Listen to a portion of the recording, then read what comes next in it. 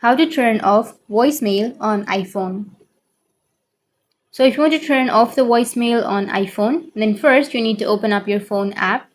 This is where you usually make all of your calls, right? And from here, you need to tap on the keypad tab, and then you need to enter a specific code that can deactivate your voicemail. So type hash hash 002 hash and then hit the call. Once you press the call button, this kind of interface appears, and this code will generally stop all the call forwarding, which includes forwarding to your voicemail.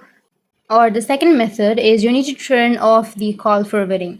So to do that, you need to open up your settings on your iPhone. Once you open up your settings, you need to go for the phone, and under phone, you need to scroll down and tap on call forwarding. Once you tap on call forwarding, here you will have this kind of interface.